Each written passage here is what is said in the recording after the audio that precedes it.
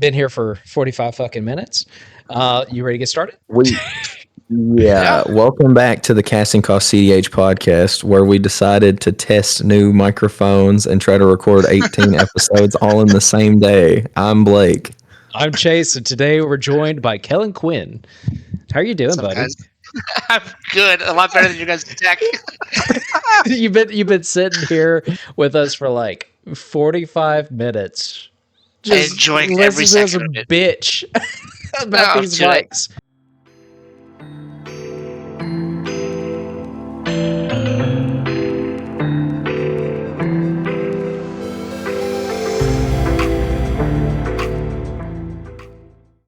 But I've enjoyed every second of it. It's great. But you know what? We got new mics. We do have new mics. I think we announced that on Wednesday when we did the top 16 breakdown. So people bitched enough about us and our audio quality. So we are hoping to provide something better to the people.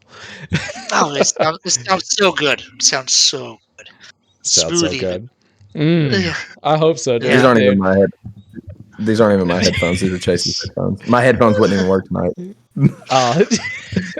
Chase has been the MVP. I think you're going to have to hold on to the mic. Chase has been the MVP. Oh, I just wanted to hear you say that so badly. So I guess kind of before we get into like any kind of topic, because I know we've already been all over the fucking place trying to set up and record all this stuff, and then we were like, what are we gonna talk about today? Because that's what Blake and I do. But I made this comment last week was whenever we released the video with Zach Adler about kind of being on tour. You've kind of been in the same position where ever since the Land Go that happened in Nashville, like earlier in the year, like you have been on tour and like with every channel, I feel like, and just going, right? How has that been for you? It's been really fun. Honestly, I just really enjoy talking about Magic. I spend a lot of my free time, researching it and playing it, obviously. And so it's nice to have a little success with it. And then, when people want to talk to you after you do well in a tournament, it's like, oh, okay, like cool. Like, all these opinions I had before I did that. But now that I have a couple of wins under my belt, it's like, oh no, now his opinion matters. I'm like, okay, well, that's fun too. So yeah, dude, absolutely. I just enjoy, honestly, meeting a lot of the community. Like, there are so many cool people that play this game. Like, so many fun people. And I've just been really enjoyed meeting a lot of them. Yeah, dude. And it's so funny because that's the event that, like, I don't believe in just, like, consequential or, like, how do I put this? Like, I think things happen for a reason, right? And so the fact that that's the event that you won, and then like that was the first video that Blake and I were just like, fuck it, we're going to do a top 16 breakdown.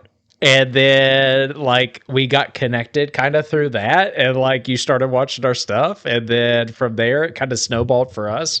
And then like just so happens to be that we're like about an hour away from each other. Like, come on, yeah. Right?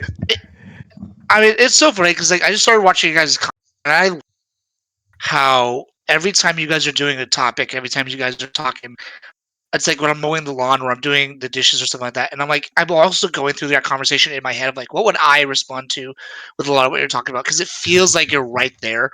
It feels like you're talking to friends about something that you enjoy, and I don't feel like a lot of podcasts have that feel to it, but you guys really capture that feeling of like, hey man, we're just around the table, like crack open a beer, talking about a hobby, and I love that feeling. It really is it's a heartwarming feeling to listen to, and just be like, oh, man, like we're just having a good time, we're just good vibes. I love it.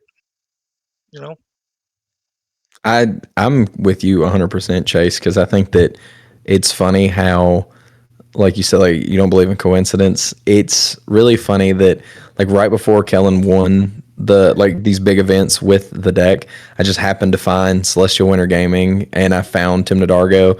We played the deck on the channel for like 3 straight weeks. we decide to cover the event because Tim Nadargo won the event. We're like, oh, it's fucking sick. So we cover the event, and then immediately just connection right there. And then now it's, I think that I said this one day, but like, I don't think that we meant to do this. Like, I don't think we meant to stumble into like, I guess like the TEDH space, but through doing like the tournament breakdowns, and obviously the people that flock to that are people that are playing in tournaments, but like through doing that, through making videos that is geared more towards like that TDH, like I guess like niche of cEDH, it's been really, really interesting to see like how we've connected more with that community rather than where I think we thought we would end up.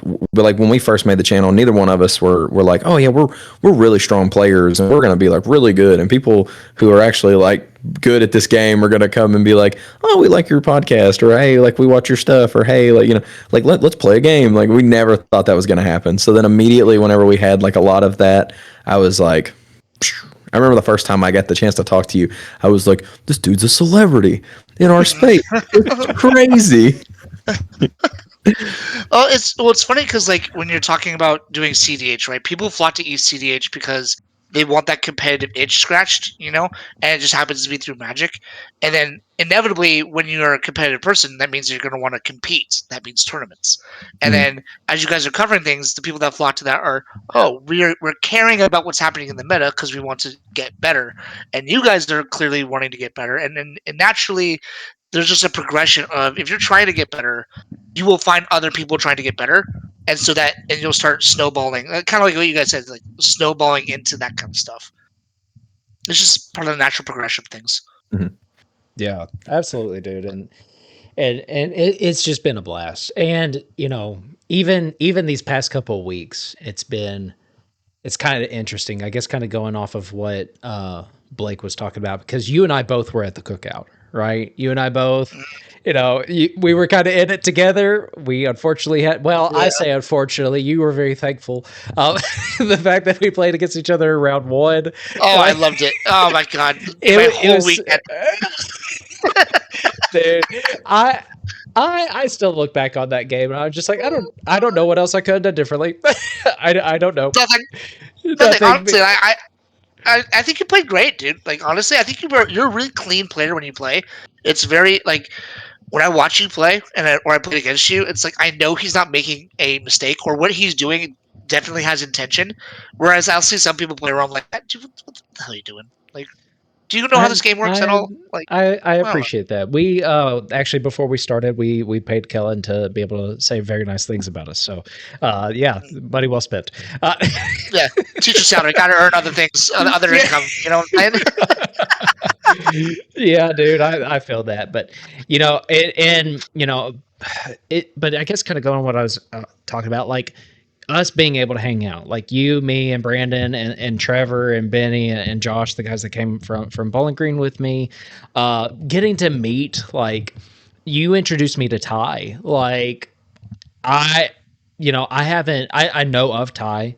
They just recently started the podcast, and so I hope that sees a lot of success and they do well with it. But getting to meet him, that was awesome. Like, had never met Tim before. Tim has mostly been someone that's just like commented on our stuff, and I know Blake has made more of a connection with him.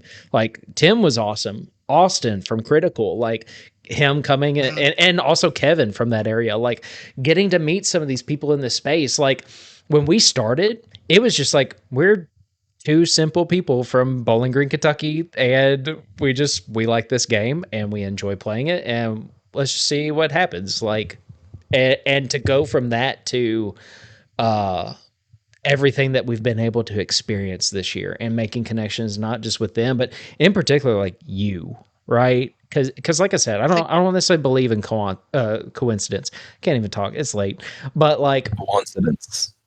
Coincidence. That's what you got to say. I don't believe in correspondence. Like I just don't. I think that there's a reason to that, and so just being able to like share this space with you, like I appreciate it's that, so man. fucking awesome, dude. You know, it's actually really funny that you say that. Like, we're just these simple guys from Bowling Green, right? But like that right there is the charm of the show to me. Is because you are just like, dude, I just like the game. We're just talking about the game we like. And when you have that, it's very easy to just connect with that person because it's genuine. I've met a lot of people that like they'll talk and there's like, you don't believe a thing you're saying, do you? Like you don't believe in any of that. Or like you're doing a really good act right now. Like I can tell and it sucks because you're just acting. But like I hear what you're saying, it's all empty words. And I don't feel that with you guys at all. And I love like you guys are some of the favorite people I've met like in the community over the last year. Like it's been really nice to see that you really are too just dudes fully green that just like the game and you just want to talk to people. And it's like, why don't we just have more of that? Why can't people just be more like that? Absolutely, dude. And now to be fair, Blake and I talk massive shit towards one another as well. Like that's just part of the game, right? That's I mean, part of you the have to, space. yeah. Yeah. Bro, if you saw the amount of shit we to each other on Nashville, you'd be like, oh, so they hate each other. Like, yeah, Oh yeah, yeah. no, trust me, I do. I Like, pop in there sometimes and I'm just like, oh, oh, I'm you watching be this. lurking. You be lurking in there. Lurking and jerking, Jeez. Oh my goodness. But I think that kind of all this discussion right now, like, kind of leads up to the point of today's episode, right? And I know we kind of went on some back and forth on like what we were going to do. We went from, hey, we have this topic to just fuck it, we'll shoot the shit. But I think we're gonna go back to this topic because we're gonna streamline it for today, Blake. I'm sorry, but I brought up the cookout, and we're talking a lot about kind of character, I guess, and just our views on the game, and how we want to treat things in the game. There's been a lot of controversy these past couple of weeks, right? With that event in particular. And Yeah. it's kind of like I told you guys, I don't want to focus on the player. And the only thing that I'm going to say about that individual, I'm going to say this for Max, is that you introduced me to him, right? Like before the first day started, and whenever I met him, he was cordial with me. He was nice with me. It seemed like from what I could tell. And that's my takeaway of it. And so I'm going to leave it at that, right? Because I think there's a difference at times between just being able to be human and having respect for someone. And I can base it off of that. I didn't get a game in with him, so I don't know him from that experience, but I can speak from that at least. And that's all I'm going to say on Max. So. Yeah, I think that we could detract from the person and just talk about the overall topic of the elephant in the room. I have played against Max several times in tournament. Gosh, now 6 or 7 times. Cookout was one of them. Yeah. And the cookout was one of them. And it sucks to have someone that I met, or really anyone in the community for that matter, have this controversy around them. But I think it's very important that we talk about the actual aspect of what, like the whole drama without witch hunting, I guess is the word I'll use for that, because people understand, like it's we live in the age of information, right? It's not like the information's not out there. Everyone knows who we're talking about. Everyone knows the situation at this point, or at least has a good idea of what happened. There's video on it. Eisenhertz posted something on it, the actual gameplay. So like, there's you can make your own decisions about whatever. I also think that we can separate a person from a mistake, right? Like everyone makes mistakes. Everyone does, something that we look back on and go, that probably wasn't the best idea. So I think I agree with you. I've had a lot of good experiences with Max, with our talks and our games.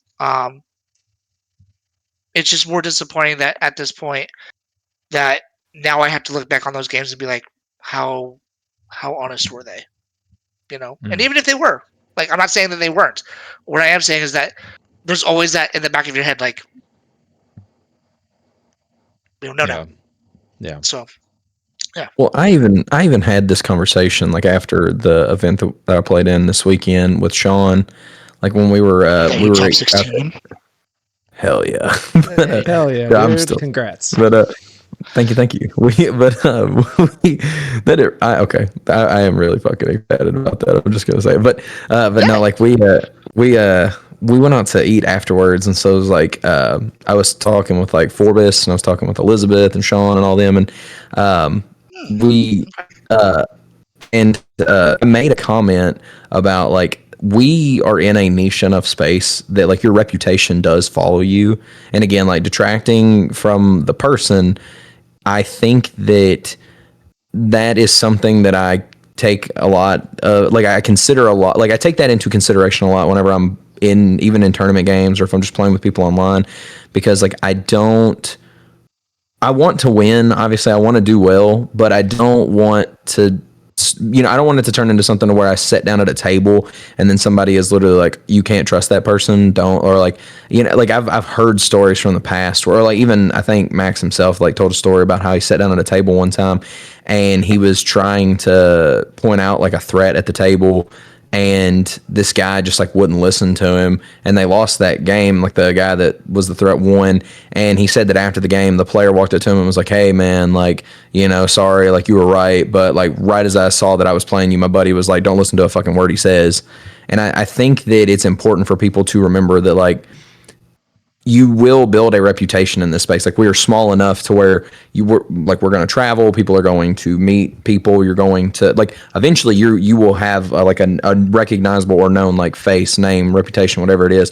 And I think it's just as important as it is to like I guess protect like the level of a player you are. It's important to protect that too. Like you don't need to sacrifice one or the other. I feel like one can hurt the other if you're not careful. If that makes sense, but. Yeah, it was actually really funny that you said in the redemption event in my second round, I played against a guy that I had played against before, and he said like he made a comment. He's like, he was talking about me. He's like, he talks a lot, but he's never lied. And I'm like, well, that's nice. That's the one thing that you remember about me. And then in the middle of that game, he Planters grasped me, and he's like, I don't know what to grab here. And I said, I'll tell you what to grab. Grab Ruthless Technomancer here. And he's like, why would you tell me that? I'm like, what's the point of me lying to you, dude? Like, you already have my deck in your hand. What's the point of this? And then there were multiple times in the game where like I'm just going to do this, and they're like, okay, and then I would just do it. And after the game, he said, well, I guess your streak of never telling a lie continues. Hope it stays, because like I see no reason why. I'm not selling my soul for a couple bucks. I'm not. I really believe that if like, and I really deep down in my core, I don't know if you guys do the Enneagram at all, or know what that is. I'm sure you do, Chase. You're therapist. You have to know what that Yeah. is. So like, yeah. But like I'm like a deep one. Like I am so ingrained because my parents, my mom was a lawyer and my dad was a cop. So like justice and the morality to me is like it's really core. Yeah. And to me, if you have to lie to win, you can't win. Like you just don't know how to win. And people like, oh man, like like if you're not cheating, you're not trying. I think every person that says that, I'm like, you're just not. Like you, I can't. I can't. I don't jive with that idea. I don't jive with that mentality. And I get that you want to win. I get being competitive. Trust me, there are very few people in my life that are as competitive as I am about everything I do. And I am very competitive, but I'm not gonna lie to do it. I'm just not. I'm not selling my soul for it. And like, Blake, you're gonna experience this. You are now a dad. Like, to me, am I gonna look at my kid when they compete and be like, it's okay to lie. It's okay to do that. Like I was successful because I stepped on other people. Like, is that what is your kid gonna look at that and be proud of you? No. And like that really like deep down, I feel that. Hopefully I raised you with those types of beliefs, Chase. You didn't. You didn't. You just became present within like the past like year or Yeah. so. Oh, Yeah. yeah. Dude, Not, he's a scumbag. not even, He's just a scumbag. not All right. even like You went out we for milk started. and you just got back. All right. I came back in like October and we started playing in Magic events. Oh my! It's like almost been a full year since that happened. But I like that you bring up like that's so deeply ingrained in you, and just like it's these core values, because sometimes these are just lessons that people don't learn in life, right? Like if Yeah. and that's a whole kind of different discussion entirely. Like that's just from a humanistic standpoint, right? And so just kind of, I guess, kind of bringing it into the discussion on Magic. It's like you said, you have developed for yourself a reputation where people know you to be honest, to be very forthcoming or trusting with what you were trying to say, and like not even just like with what you were going to do, but like I don't even feel like in the games that we've played against each other, like you've been dishonest as far as like just trying to throw someone on the bus, or like just trying to throw shade on a certain player because of where they're at. Like whenever it comes to that, it's like accurate threat assessment, and like being open to the table of like, hey, if this happens, this is what is going to happen. We need to work together to stop that. And I think that your reputation is part of the reason why people are so willing to listen to you, because I do think there are times whenever people get into a game with someone that's well known in the space, and it's just like, oh man, like I don't either I don't know if I could trust him, or B, I want to try to really win against this person because they are well Yeah. known, and so I'm going to do what I can.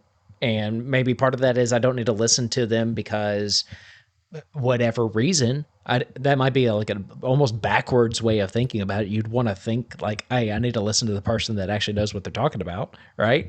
But um, but I think that it all just goes back to Blake's point. This is such a, even though we love the game of Magic and as popular as it is, especially right now with how much they're printing and doing the Universes Beyond stuff and things like that, like we are still a very small space. And even though it's growing, that just means reputations grow with it. Mm-hmm.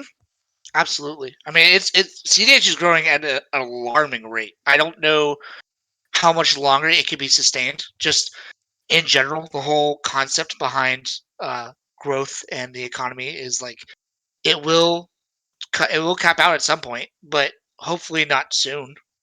Oh yeah. And I would love to see it get bigger. I would love to see a day where I take my daughter to a tournament and we play against each other in the finals. Like that'd be great. Um, I'm not giving her a ride home if she beats me, but like, but, it'd be great. Good for her. Like, congrats. But I would love to see the growth of the format. And I remember having a talk with someone a while back, and they're like, they should make it, no proxies. I'm like, you realize by doing that, you're cutting off so many people. And they're like, well, they're not as serious if they're not willing to buy the cards. I'm like, that's so statistically wrong. I can't even fathom how wrong you are, how bad that is. And it's like, I love the fact that we can go in, and I've seen people be like literally paper in front of card, their entire deck, and just cook people. It's like, It's Blake. yeah, man, that's Blake. It's high quality. It's high quality paper, though. He has high quality paper. Right from Staples. Right. Yeah. I get the good stuff. Not that Hobby Shit. Town comes out No, with like the ink smeared. No. no. Straight from Staples. Dude, There's actually a funny story there. I ended up doing I did a D&D session for a guy that I DM'd a session for a guy at Staples, and then he started allowing me to print proxies for free. So Yo, that's awesome. there you go.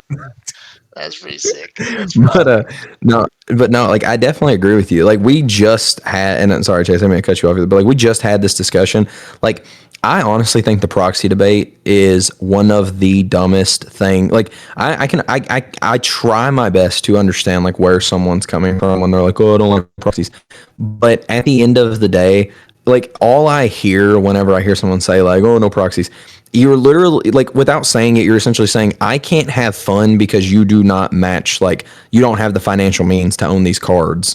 so I can't have fun playing against you. And I'm like, dude, it doesn't. I've been cooked by people that have literally wrote on a piece of paper and it said basalt monolith, and they're like, go infinite, and I'm like, fuck, I don't have anything for it. Like I think it's so silly. But we've had people that literally are like, oh, they don't take it serious enough. I've met people that get way too like gun ho to buy a deck, and they buy everything. They don't have a clue what they're doing. Like they just have more money than they do sense. No offense to them, but like they buy a ton of stuff, and then Oh, did next you have thing a you question, know, sir? Did you have a question? Like, No, I'm just no, saying that's he's raising me. his hand because he's also one of. But then, I mean, literally, they buy everything, and then within like a couple months, they've sold out because they're like, I didn't really like it, and they're selling all their stuff.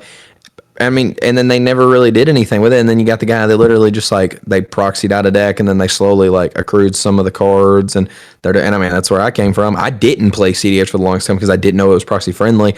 I really want to sit down and make a video, and I think that's something that we probably should and will do.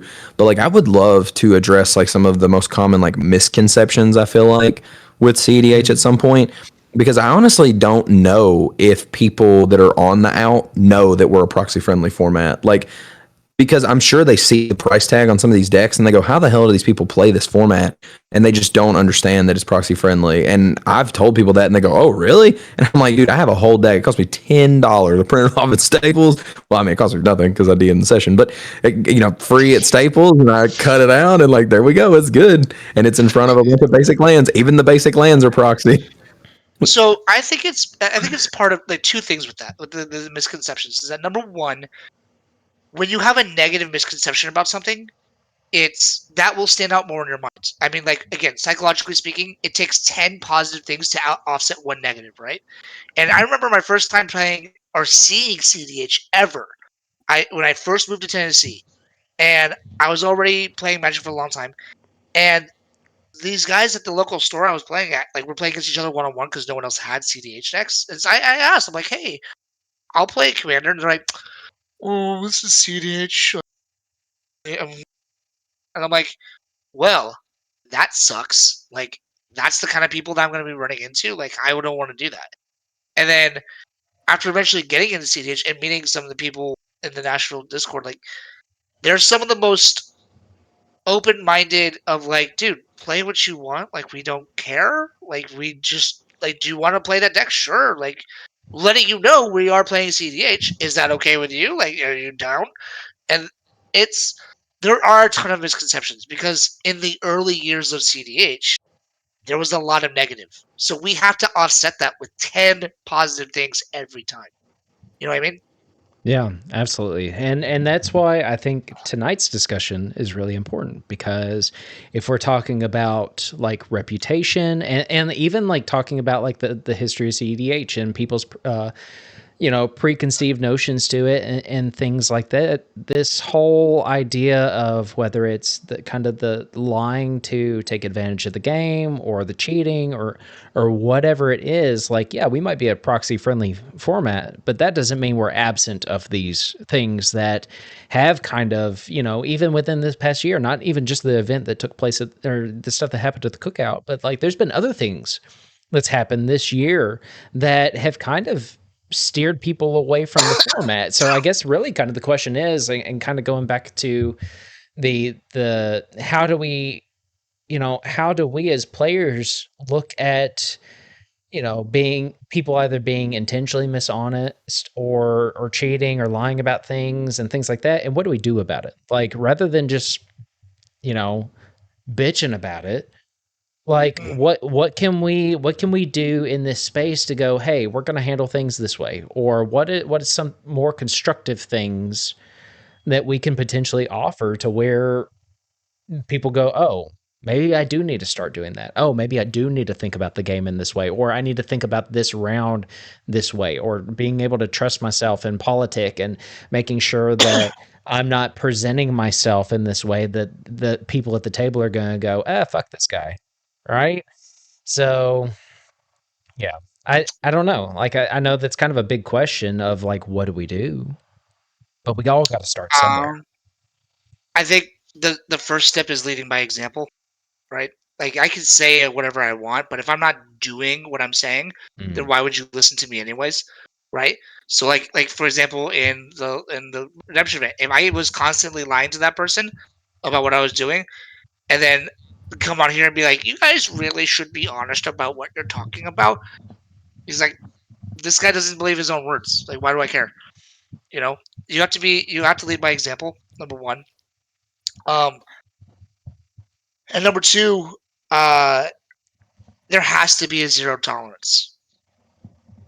I mean, and this goes for anybody. Um, let's go with another example of someone who had a similar situation where they were caught to camera cheating. They were, it was proven. They had to, like, they were ostracized for a little bit, and there was no official ban on them. That's a problem. Like, if that happened in sports, if they were caught cheating in sports and they weren't punished for it, would you care? Like, okay, sorry for people who like baseball. This is why your sport sucks. All right, like people argue, will Barry Bonds should still be in the Hall of Fame? He cheated. He cheated. Like end of discussion. He cheated. Like if you cheated, you shouldn't be in the Hall of Fame. End of discussion. But every baseball person I talked to, well, he was doing really well before he did the drugs. Okay, well, he still did the drugs. He still did the steroids. Like it's a relevant conversation. Like if and or then. Like it doesn't matter. But like in sports, when the Houston Astros cheated and there was like, ooh, you have to pay $250,000, bad, bad. Like, who's gonna take that seriously now? Like, legitimately, who takes that seriously? If people can blatantly cheat and keep a championship, where's the accountability? There's no accountability, and we haven't had that in this form because the format's so young, relatively speaking. Yeah. We haven't had this consistent accountability for players that has stuck. Um, not to say that it's the same person we're talking about, but like when you get banned from multiple events, or you get kicked out of multiple events, or you get banned from an invitational multiple times, like at some point there has to be a line drawn, right? And again, nothing against any of these players, nothing against what they do or how this happens, but like if you're continually crossing a line, I'm going to backtrack a little bit here. Human nature is to push boundaries, right? No matter what we're talking about, we will always push a boundary. When you give a little bit, you're going to keep testing your limit and be like, can I take more? Can I take more? When someone crosses the line, you allow them to cross the line. That line moved a little bit now, so now they think that they can do that. They're going to keep pushing that boundary until you set a hard line in the sand. You're not going to have them stop because they're going to keep pushing. So either A, you have to remove the player or whatever, or the offender, right? And have a hard line in the sand, or this is going to continue to happen. That's just the way human nature is. Yeah, I think Blake that's a start. will. Yeah, Blake will learn a lot more about that in his years as a father. So, Mhm, so, mhm. but you know, I agree with you. Like, what Blake? Good dad look, by the way. That's a good He's skeptical dad. disappointed in me right now. That's what it is. That's great. He didn't discipline me enough. You know, that's Oh. that's why he's so disappointed right now. So Gave him an inheritance and he blew it on a cEDH deck. On Sisney, no less. oh, shut the fuck up. Look at all but these legendaries. oh He my wanted to. god. But you know, I like that you bring up the word accountability. And I do think there needs to be something with that. I also agree with the statement you made earlier, and like things don't necessarily need to be a witch hunt. Like, yes, hold that person accountable, but then Yeah, once they've come back and they've proven that, you know, if they aren't doing those mistakes or being caught, like if they're not cheating, they're not, you know, doing this, that, and the other, that got them in that position to begin with, don't continue to go after that person. Like, yeah, you know, if they've learned from their mistakes and they're taking the time to focus on themselves and be able to work on the things that they need to, especially in the downtime, you know, because I think what Land Go made the announcement of anyone like labeled like they have the hard ban for the year. Like that, it is a step in the right direction. But Yes. also, I think we as people, we have to learn to have grace, because I think that we are too quick to tear people down. So, and when that happens, I think that people don't learn from those mistakes, because then it carries over either into other aspects of their life, or or eventually they just go, fuck it, I'm gonna keep doing it anyway when I get back. Yeah. I think part of the reason why the witch hunts have happened in the past, though, is because people, and I'm not saying that they're right, I'm not justifying it, but like, I'm just like trying to explain, like, from my perspective, I think it's part of the fact that people feel like they don't have any power in that situation. Like, they want the thing solved, but they have themselves like no authority or no way to solve it. So they're like, this is our version of justice. I think that once the tournament organizers and people start to set those hard lines in the sand, you probably will see less of that witch hunt, because the solution has already, like, or like the justice was served. Like, the moment you were busted, the ban happens, the cheater tag, whatever happens, and then it's like, oh, they got their comeuppance. And then, like, I think that creates a lot less witch hunts. But when you don't already have the justice system set in place, people turn into their own, like, judge, jury, executioner, everything. And then they're like, no, we're gonna get this person. But now that we are starting to see people actually set hard, fast rules, I think that you'll start to see less of the witch hunt and more of, like, just the satisfaction with the actual, like, discourse that happens from the TOs and the other people. Well, okay, so this is why sports are really popular, all right? When you're talking in the sense of um the concept of sports, when you break it down and you boil it down, it's really dumb, right? What if I told you you're gonna take a hardened balloon and you're gonna take it and you're gonna kick it into a net, and you can't use your hands, and there's gonna be 11 players on the field, and someone's gonna be trying to stop you, but you're kicking like a blown up balloon that has like harder case on it into a net. When you boil that down, like, that sounds dumb. But when you're saying it now there's a set of rules, and now people are within the confines of that rules, and within the confines of that rules are really good at doing that. Mhm. Then people are like, oh, like, it's within the now. Once someone steps outside those rules, they feel slighted, right? They feel like they were cheated. They feel like that you know, they were lied to. It's no different from any other competition now. Hey, you're gonna go ahead and you're gonna sit down with 3 other people, and you're gonna have cardboard in your hand, and these cardboards have funky pictures and funky rules on them. But within the confines of those rules, you're gonna play this game, and some people are really good at this game, and some would say that they're like they dedicate a lot of time to this game. And when you say that, you're like, conceptually that sounds dumb. And then you're like, but now within those rule sets, you have to play a certain way. And everyone's like, okay, like, we're all on the same page. We're all in this same rule set. And the moment someone steps outside that rule set, you've now slighted me. And if no one's gonna get you, someone has to get you. And it's gonna be me. Right? Like, and so, like, before, no one did. And now someone is. And so the moment those bans happened, like, yeah, it's done. Like, it's over with. Like, it's said and done. I do think that that's why the witch hunts happen, though, is that you feel slighted. You feel like it was a personal thing, and it's not, but it is, because now you took you took my time, my money, and my joy of playing within this rule set, and you trashed it. Like, that's not okay. So it does feel personal. Maybe, but it's not. No one goes out and goes specifically, Kellen, I'm going to ruin your day. Except they're named Brandon. If they're Brandon, they do that. But if it's not Brandon, then or Joe, Brandon or Joe, other than those two, then no one says that. But that's why it feels that way. And this is why, like, this whole situation hurts even more, is that this player was considered, or by many considered, and point wise, the best player in Top Deck, which is the only bar we have right now to say who's the best player, right? I know Ian hasn't really been playing in top deck, and I don't think there's any argument whether or not he's a great player.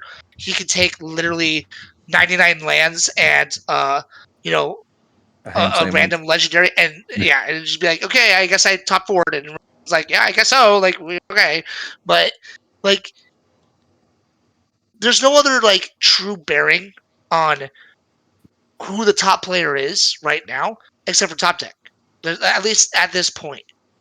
And when the top player gets caught, now you're like, oh, okay, so all of that meant nothing. Like again, I've played against him 7 times. To me, that's tarnished a good memory of like I enjoyed those games. I enjoyed learning from those, and now I'm like I don't know how to feel about them. So like that's why I feel like, especially when you have these witch hunts, it's like people take it personal, you know? Yeah, no, dude, absolutely. And I think you brought up a point in there that I was thinking of as you're talking that I think a lot of people just forget. Like this is a game, right? We're playing with cardboard, like cardstock, right? We're that's what we're doing. Yes, we are, you know, you more so than Blake and I, like going to these big events and you know, not just putting the time and effort into it, but financially dedicating things to be able to go and play in it. Like it feels bad. At the end of the day, it should be a fun experience. It should be like I think that I think Blake may have made a comment about this in our Discord after that event of like basically like the gathering part of Magic is honestly the best part, right? Oh yeah. And that's Oh yeah. something that we should all try to remember and uphold that as a standard.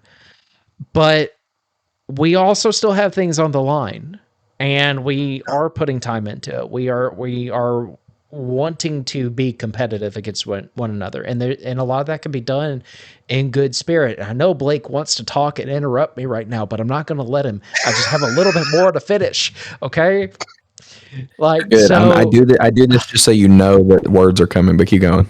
Uh, I knew words were coming, and I've already fucking forgot what I was going to say. That sucks. That sounds like a you problem, buddy. Anyways, so down to Blake's point. I raised you with better memory than that, but no, No, hold up. I think I know what I was gonna say now. Like at the end of the day, we are still playing a game. There at these events, there is quite a bit online, especially if we're going and we're paying. You know, cookout entry was about $100, right? That's a lot on top of travel expense and things like that. The gathering is still the most important aspect of it, but you to your point, like when these things happen, you are diminishing the most important thing about this game. And we have to continue to find things in a positive way and a constructive way in order to protect the integrity of that. I think it was really funny because this goes back to the same thing I said earlier, but like after the actual event, we all went out to eat, and while we were out there, I did not sit down the whole time we were in the restaurant. I was up talking to people, socializing, like never sat down. I mean, literally Travis had to come and give me a menu and tell me, he was like, just tell me what you want and I'll order it for you, because I had so many people that I was sitting there like chatting with and just talking to. And at one point I mentioned like, again, like I was talking about Zer and talking about all this other stuff, and Elizabeth looks at me and she goes, "Oh, you're the Zer player, yeah." And like, so we started talking about Zer, and I made the comment about like the socializing, like just start like talking to all these people. Like, this is my favorite thing. Like, I love playing Zer, I love playing Magic, but like this is my favorite part of it. And she goes, "Yeah, I'm gonna be honest. My least favorite part about Magic is actually playing the game. The one thing that I love the most is the actual like meeting and talking to people." And I just thought it was so funny. But like, I hear so many people that say that like the gathering is the best part, and like Hold I on. enjoy Magic. Is this Liz, the redhead with like? Yeah. Oh Christ! Yeah, Liz is great though. I was like, I'm wondering, is that the same Liz? Yeah, it's the same Liz. All right. Yeah, Well, it's just yeah. so funny. Like, I honestly, okay, it's a lot. Okay, you're a D&D player, right? I think that the whole concept behind like D&D is great. That the whole playing through a story is really cool. But the bonding that I've had with friends, and when my wife started to join me in sessions, and how into it she got, and the bonds that we've made through that, literally lifelong. The godfather to my and the godparents to my kid, D&D. That's how I met them. Like the the social, and I think that's why Commander has exploded as the most popular format in Magic. Standard's been around since the beginning. Modern's been around forever. Legacy's been around forever. Vintage, like all that's been around forever. The moment you became, because like everyone remembers the tabletop Magic, where all your friends were sitting around at the counter table with your janky, like, we don't know how to do this deck. Everyone remembers those. And then when you made a format where you're like, okay, actually, let's just make some, and everyone's like, okay, well, now we have rules, which is great because we play Magic because like we need rules. That's what made Commander popular, right? Is that it was a social game now.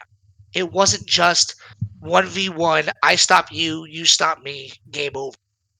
It became a social thing. And that's what made it so successful, you know? Right. No.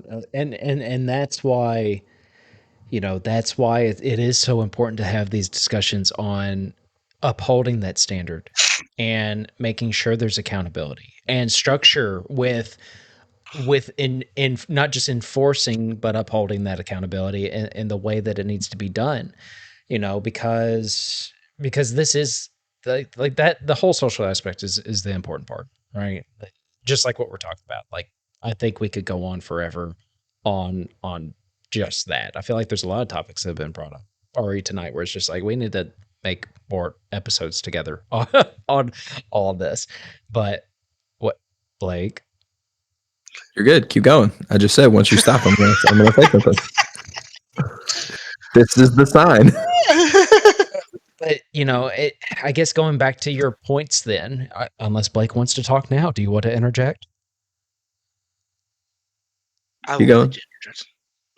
Oh, okay, I'll interject here, brother. This isn't the stack. There's no like wrong time to. Right. I have this It's microphone has split.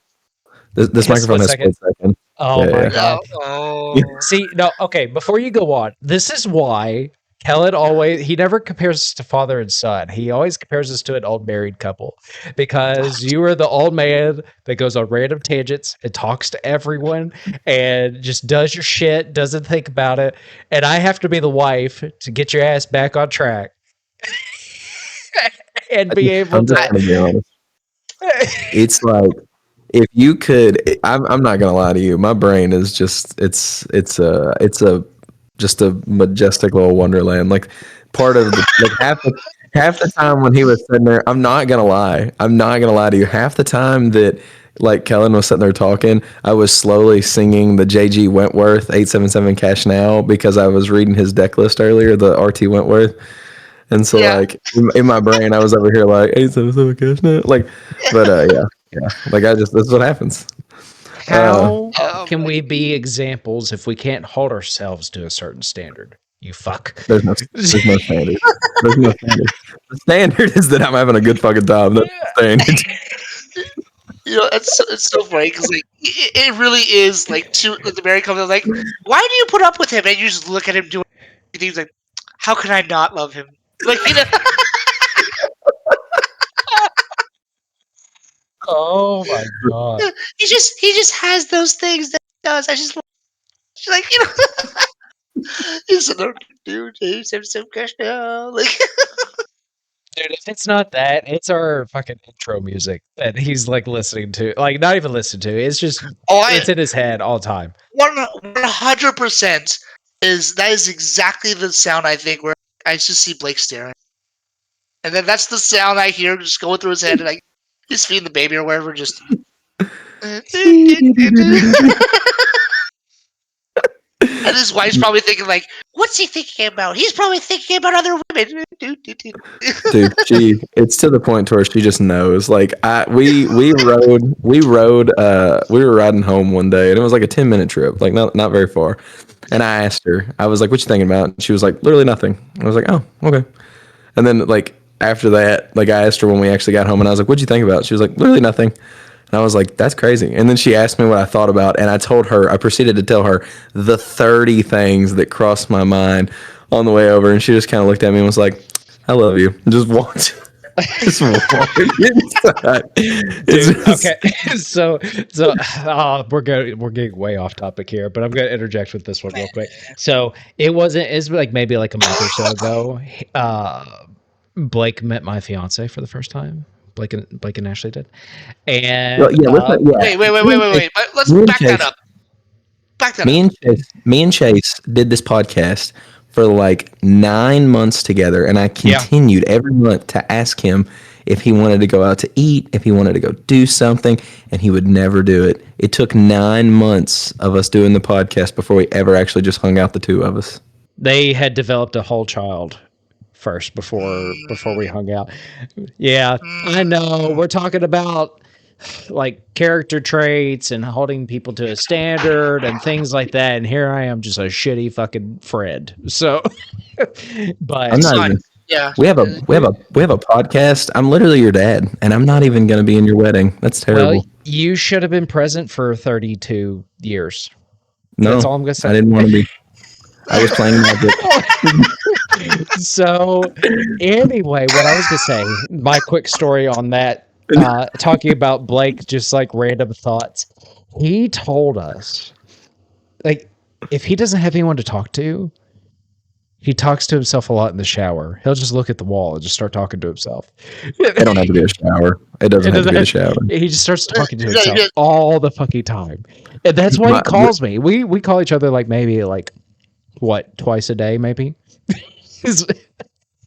So I people tell me all the time. They're like, "You're not crazy unless you answer yourself."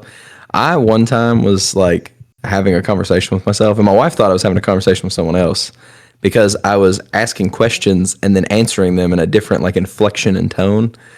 And she walks in there and is me having a conversation with myself, and I didn't even know I was doing it. And then I proceeded to, like, I was telling that story to one of my clients one time, and I told her this story, and she looked at me and she goes, I think they have a diagnosis for that. And I just looked at her and I go, "We know." and this is why he does a podcast with a therapist. This explains so much. This explains so much right now. Yes.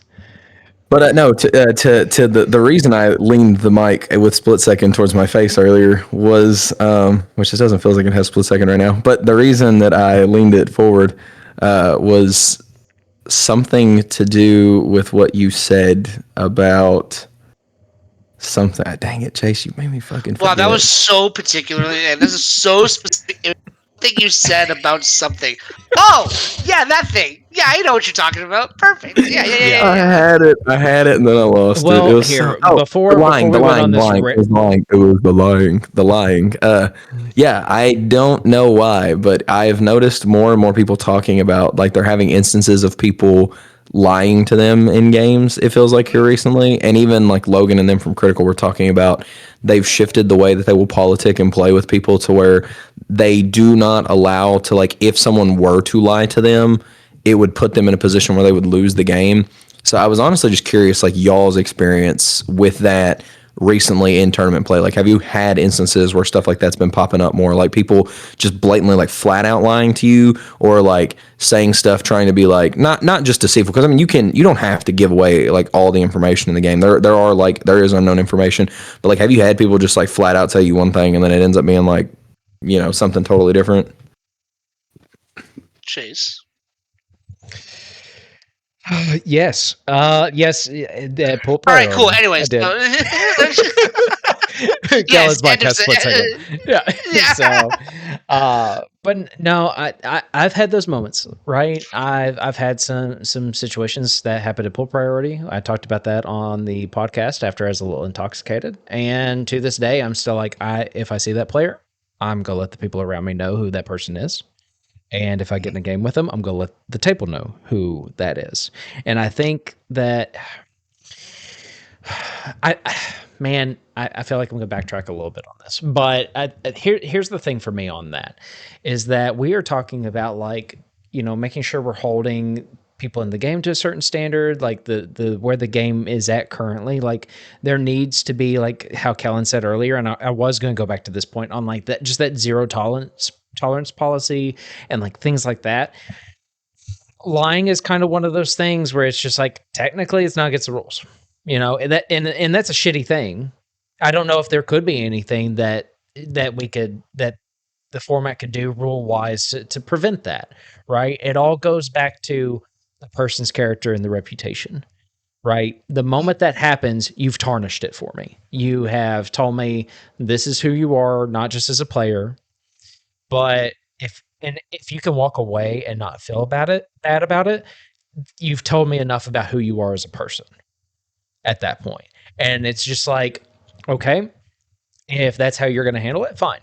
But this is how I'm going to handle it. And so you don't, again, even to this day, I have not even said the name of the person that did this to me in the game, but I am, because I'm not going to blast people on the internet as Blake, but it's I'm a lot of things, but I will not lie.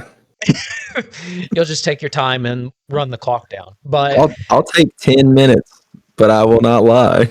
I'll tell you I'm taking 10 minutes, but I won't lie. but I'll show you my hands. but I think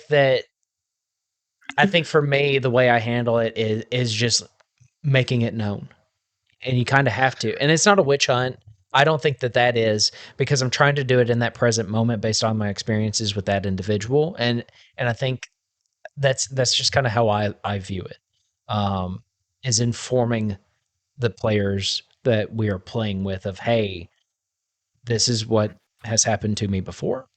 I don't know if they are going to choose to do that in this game, but this is how I'm going to respond accordingly based on my experiences.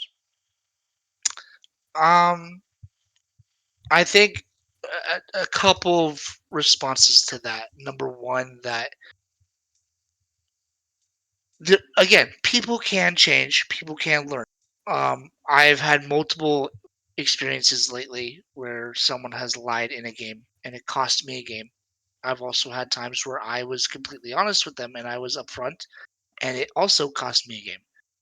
And those are not so. The ones where I get lied to, um,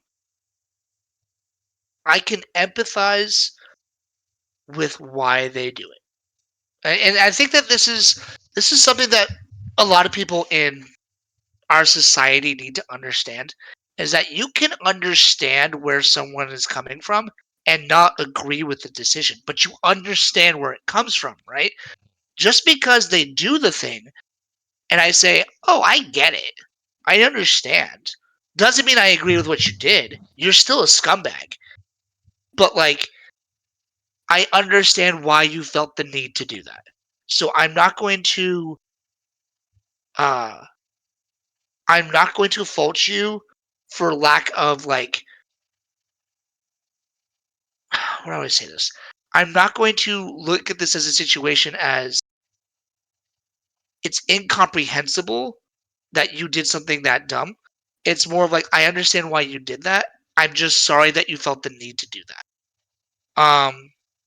So empathizing with the fact of, I understand why. Money's on the line. Reputation of winning is on the line. I get it, right? I totally understand that. I'm just not willing to sell my soul for that. So what actually makes me upset is not the fact that they lied. It's as they're doing it, going, "Me so sorry for doing it." Like, then don't fucking do it, dude. Like, do you understand what the word sorry means? It means you have intention of stopping the act. And if you're doing the thing and saying sorry to me as you're doing the thing, you don't understand that that's not what sorry means. So like, if you're gonna do it, and like, I really feel like I don't want to like encourage it. Obviously, I don't encourage it. But if you're gonna do that, don't sit there and be like, "Well, I'm justified," and like, "Oh, but like I only did it one time," and "Oh, brother, you crossed that line. It's over. Just own it, accept it, be an adult, accept that you did it, and just keep going. Don't sit there and be like, as it's happening, no, I don't mean to. Like, imagine like just okay. Like, obviously I'm being like ridiculous with my analogy, but like, imagine just sitting there, like you're in jiu-jitsu, sitting there and like choking someone out and be like, I'm sorry, I'm so sorry. And, like you keep tighter and like they're tapping and you're like, I'm so sorry. Like, just let go, dude. Let them go. You know, It's like. so funny you say that because I don't do that.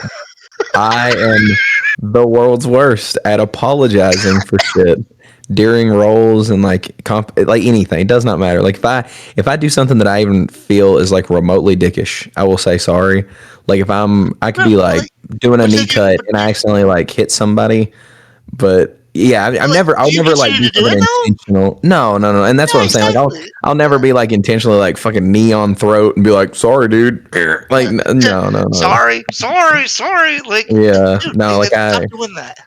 I yeah, I just my that's what coach. really ticks me. Go ahead, go ahead. No, no, no, you're good. My coach gets onto my ass all the time for that because like I would say it a lot in the training room, and he'd be like, "Stop fucking saying sorry," and then one time we were in a competition and I was winning this competition. Like I was beating this guy, but I did something to where like I think I like accidentally busted this dude's lip. I don't remember what happened, but I did something to where like as I was mid transition, I guess like elbowed him or headbutted him or something, or what like the specifics were, but like I said sorry as I was transitioning to like a back take getting the choke.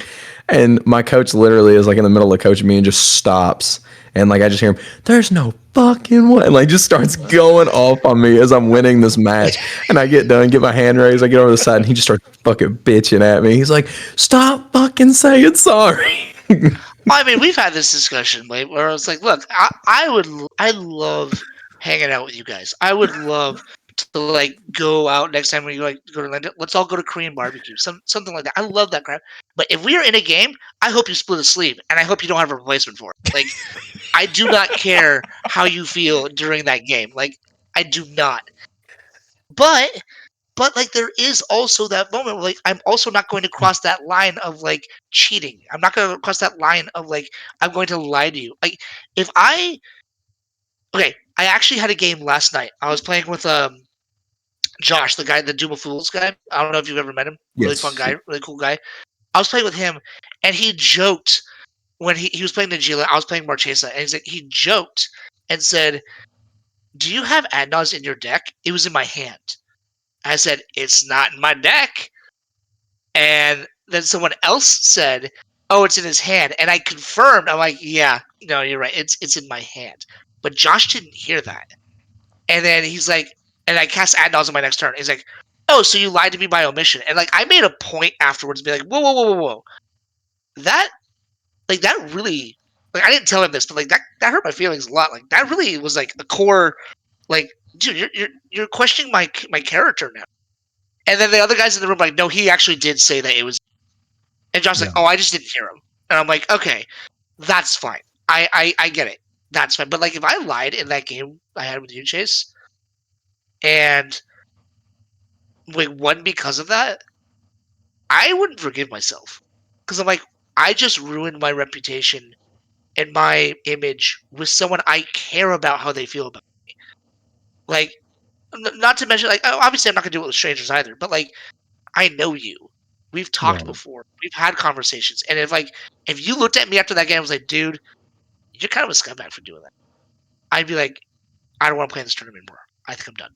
Like, I don't know if I want to play this game anymore because that it's not worth it to me. It's just not, you Yeah. know.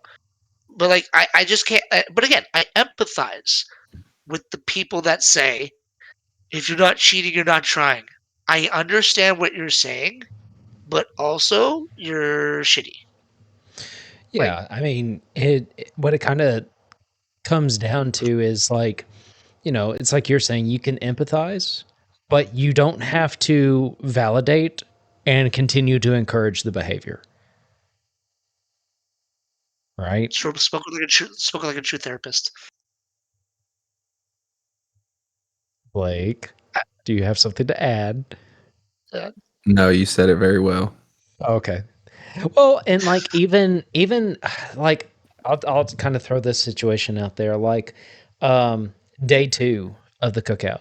I was paired against, I'm gonna butcher his last name, Will Hudgel. Sure. You were talking to him after that round. Sure. Oh my good. I hope he I believe you. uh Oh, hold on, We're, hold on, we're hold on, hold on. Willie. yes, Willie. Yeah, plays blue farm. Yes. Little shorter than me. Has Yes. tattoos. I don't Yes. know. Motherfucker. Yeah, but I was I gonna know. say I know we're Willie. Yeah, I know Willie. and I know you know him continuing because this he came up trend. to you and started talking about that game afterwards. But like, We are continuing the we trend of Chase mispronouncing names. But go ahead. can't pronounce his name. Italian. Okay, it's just Just Willie. said Willie Hudgel. I hate you. I hate you so much. End of the podcast. Me and Keller are doing some shit now. The smug like afterwards is what cherry on top right there. But like we had a game. It was I a very good honestly don't game. know how you were talking because this microphone has split second. But go ahead. Oh my god. Anyway, we had a very good game all the way. What I felt like was kind of up until the very end, and like we had kind of made the agreement of, uh, you know, if I was able to resolve some stuff, I wouldn't be able to do things with Sisse. I was just going to do resolve this, pass my turn. That's what I did, right? Um, I don't remember exactly what I'll say. I'll lead off with that. I'm always kind of in the mindset where I try to be open with I won't do this, but if this happens, it forces me to react or I have to do something, right? I will be like where I'm just like I will be honest and I'll be upfront with you, but if the game goes this direction, then I have no choice. I have to do something about it, right? Or like there's been a lot of times even in just casual games with Blake, like he'll ask me something or one of our locals will ask me something, I'm just like I'm gonna choose not to reveal that information, right? Where I'm just like I might not be lying. I have to like I'm not trying to intentionally lie. I'm just leaving it up to you to trust yourself on this. Now there's a lot of things I will be upfront on and I will be honest as far as like with the exception of that cultist of the absolute play the other day in our game. Gotcha. But like there he goes again. There he goes again. He must say some shit. Say it. You did say I'll play a rock and pass, but you know. I Check the know. I tape. took it back just for you guys. I had to do it for the content. But like we got to a point in that game with Willie where like he was going for an active win attempt and the other players kind of stopped them, but they were also recognizing me as a threat and they start interacting with my board. And even Will was just like, I don't know why you were doing this. You were literally handing Chase the game here if you do this. And that's what happened. Um, and I felt awful about it afterwards. And I hope that, my hope is that he could walk away from that game and not like my reputation wasn't tarnished from it. Like he seemed with cordial with me afterwards and seemed in okay spirits towards me at least. Um, but Just to and what? sorry, I don't not to interrupt you, but just to because like I think a little bit of context kind of got left out of this because it's from like what you said. It sounds like you were in a situation where you lied, but me knowing more of the context, I just want you to be able to provide more because like I don't think you lied, but if I remember correctly, wasn't it something like you agreed not to push and obviously like you made that deal with the knowledge that is known currently, but I think you made a deal not to push, and then it ended up in a situation to where like all of a sudden people were trying to just like decimate your board state, and you were like, okay, if I don't do anything right now, I'm completely out of the game, and then you started to go. Yeah, kind of. Basically the stack was they were still interacting like from what I could remember they were still trying to remove pieces from my board. I was actively trying to resolve a Kiki Jiki because they had stolen Sisse through like volatile Storm Drake. Um, and so I had made the deal that I would not push here. I would not w- go for a push or a win attempt on my turn. Um, and so I didn't, and I upholded that. I didn't even get Sisse back in that moment. What it eventually came down to was Will had cast a Ranger Captain. He resolved it. He cracked it. Stack just went crazy. They were trying to remove my Kiki Jiki, and I was like, if you do this now, I have to respond. Like, there's no way I'm out of the game. Um, and if you're going to do this, this is what I'm going to do, because I did make a push on your turn, and he was, I know he had asked about me not putting activations on the stack, like if we made it through one more rotation, like just putting activations on the stack. And I think that was the moment where I was just like, I won't, but if things start happening and I'm forced to respond, I have to. Right. So this is where this gets into like this gray area, and we talked about this whole podcast of like you're lying, you're bad, and blah blah blah blah. And there are going to be games where like people are going to try to hold you to the letter of the quote unquote, and like it just isn't something that's viable to do. For example, I had a game in an online tournament with someone I know, and they were with a. Essentially, what happened was I was doing stuff on my turn. I was trying to resolve a Grand Abolisher, and the blue farm player is like, "Well, I have a silence." I said, "Okay, well, I won't push here. Then, like, I'll just pass, or as it is." And he's like, or it was something of that nature. And he's like, "Okay, that's fine." Oh, it was reanimating a Grand Abolisher, something of that nature, like something like that. And then the player directly next to me, or the next person, goes, "Okay, here's a Hullbreaker Horror result," and we're like, "Okay," and essentially is showing a potential. And when I made that deal, that wasn't on the field. That's not happening. But now the game has changed, right? Now, like, so when you're put in a position where you're like, here's, given the information we have now, this is the deal I'm willing to make. And I ended up winning that game because the Grand Abolisher resolved or got on the field, and the guy's like, "Well, I had to silence the whole." I'm like, maybe, but I'm not. I'm not just passing into a win. I'm just not.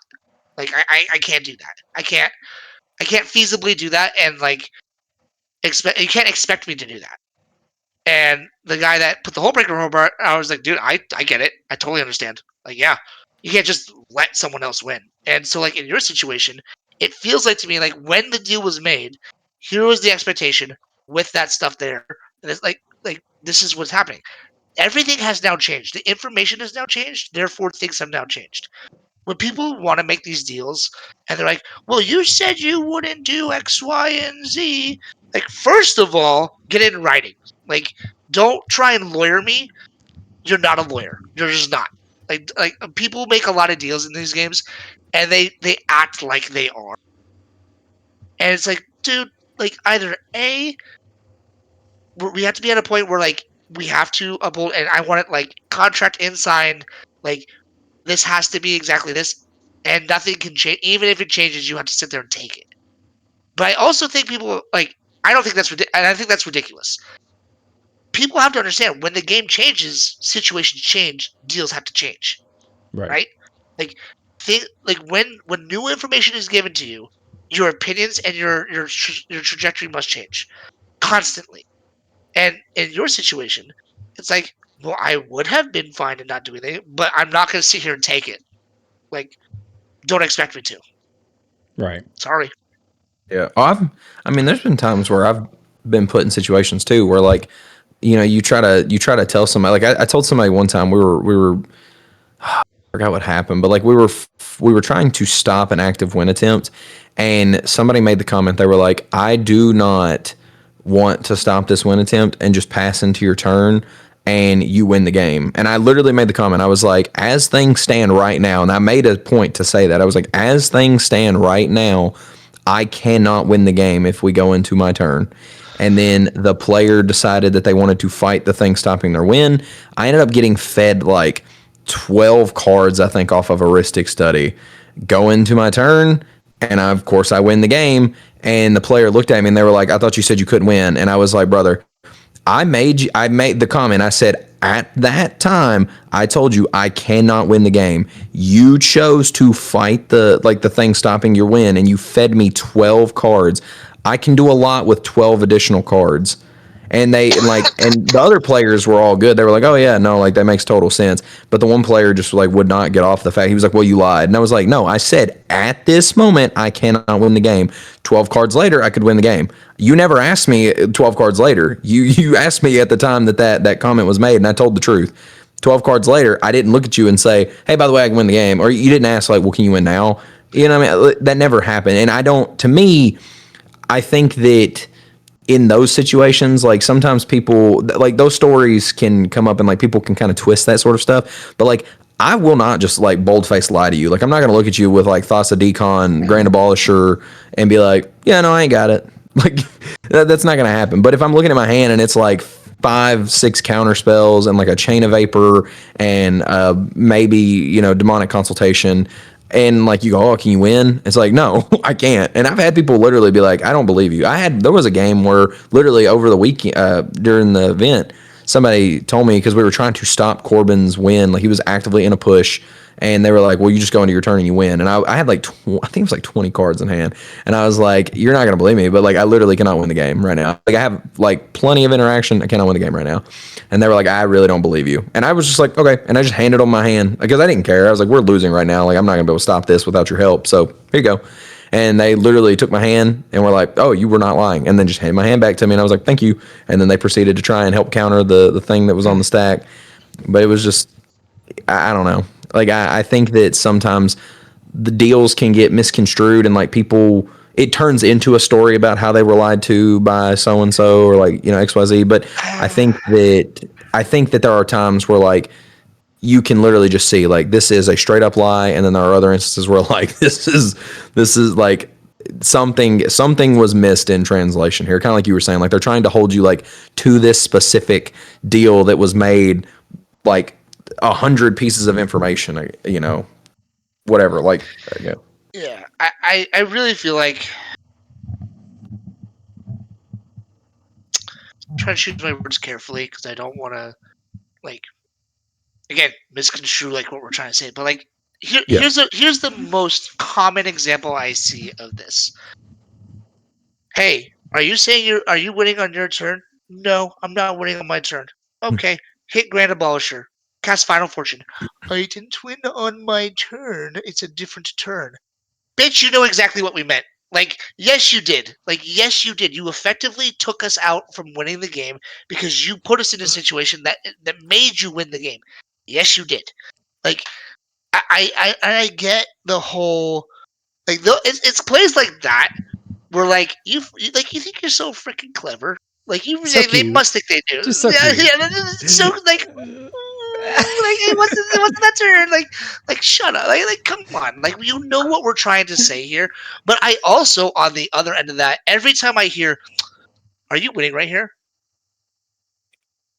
God, I hope so. Like I really like to win. Yeah. Like there was some player I played at the cookout, and like I was casting a Grand Abolisher, and he kept asking me, "Are you gonna win right here?" Like, nah, dude. Grand Abolisher's for value. Who was that, Chase? I think I just asked if was that me? Was that me? Did I ask for a draw like immediately after that? Yeah. If also, speaking of reputation, for those of you that are listening, if you don't know Kellen all that well or you've never seen him play, this man never takes a draw. This man refuses to take a draw. And in that round one, he tries to resolve a Grand Abolisher. And I did ask. I think I was like, are you winning right here? He's like, maybe. I'm going to try. I'm like, I don't know, man. I don't know. Does it resolve? Question mark. They pass priority. I tried my best. It was a great play. I mean, again, like props to you. Did not see it coming, and then I like to think that I am very well versed in like what other decks are doing. I do enough research. I play enough to know. Like I know what decks are trying to do. I did not see Deadpool coming. off that flip. I was like, huh, that was good. Like, bravo, Chase. Like, all right, like you did it. Yeah, like I thought you had me stopped. Like legitimately, I thought you had me stopped. And I was like, that's why I asked the judge. I was like, is this how this ruling goes? And they said yes. I'm like, okay, fine, I'm good to go then. But like, I thought you did a really good job there. But like, it really it does irk me when like every time like it goes around table, are you trying to win right now? Are you trying to win right now? Are you trying to win right now? Like, yes, we're all trying to win. Like Yeah. it's not the person asking like when you're casting a ball that bothers me. Like that doesn't bother me. It's when they ask every single person every single time. I'm like, Yeah. yes, we're all trying to win. Yeah. Or my absolute favorite is like, bro, I'm just trying to gather value right here. I'm not being a threat right now. Then what are you doing here? As Right? Like Blake is what sitting on like 2 or 3 heuristic studies. If I'm on like 2 to 3 heuristics and somebody thinks they're just value heuristics, they're out of their mind. yeah, Blake said that's a them problem, not a me problem, bro. That's not a yeah. Heuristic shit on Like the stack. I will. I'm not gonna lie to you. Like there are very few games like obviously in like just casual games there will be times where like I'll end up with 2 heuristics. So, I mean, there's been instances where I've ended up with like 3 heuristics, but like in tournament play, most of the time I'm lucky to get like a heuristic, and it's funny to me because like Zur is not. It's not a top tier deck. It's just a deck that I refuse to let die. I won't put it away. Like I love the deck. I think it'll be the best Esper deck, and I'm gonna make it the best Esper deck. But like as of right now, as it stands, like if you look at the results, it's not a tier 1 deck technically. But what kills me is that or people, objectively, but like whatever. yeah, but people will look at it. People will look at it and they get so scared. And then like I actually had this come up where like somebody was like, "Oh, counter this heuristic study," and I had 1 card in hand, and they somehow managed to let Blue Farm resolve a Mystic Remora and an Esper Sentinel, and I think a Smothering Tithe. And then they were thinking about countering my heuristic study with 1 card in hand, and I just looked at them dead in the face and I was like, "Brother, if you do this, good luck." Like, good luck. I don't know what to tell you. Good luck. I'm telling you, man, I do not understand what people when people look at Blue Farm and they go, "Oh, they're here to help me." In what world are they there to help you? That deck is literally a turbo deck. It is even now more so lately skewed towards Mardu Yep. turbo-esque like things. And they look at that and they go, look at the Mardu deck. Big scary. Blue farm. Let me give you all the resources to stop the Mardu deck. Who's stopping them then? I think that that's one of the, and I'm very glad. Don't get me wrong. I hate that I didn't place higher in this event, but I'm very glad that I had the matchups that I did, and I learned the lessons that I did, because man, it won't be happening again. Like I literally like I left that event and then I watched the Colors Are a Crutch like take down the Tyrants video that they made with like Jordan and Max, where they were talking about how to take down Blue Farm, and I literally told myself, I was like, man, I wish I would have watched this before I went to that event. But it's crazy. Like it is just one of those decks where like it puts some resources on the board, and nothing in the deck, obviously barring like a couple things, is like alarm bells, but like nothing is like very assuming. It just kind of creeps up on you incidentally, and then all of a sudden boom, gotcha. Whereas like a lot of these other decks have like, they're like, when you see something you're like, oh, combo piece, oh, threat, oh, like, and it's like very like, wow, like in your face. And I had to learn that lesson very hard over, like, I mean, I lost to Blue Farm twice. Same guy. Corbin beat me twice. And the first time I tried. Corbin's a good player, though. Oh, dude. Yeah, he Yeah. knows his stuff. Yeah. I mean, very, very good. And I literally equated it to, I made the joke, but it felt like, I mean, I had a great start for what would be like a good start for Zur, but it felt like what I considered the Diet Blue Farm start.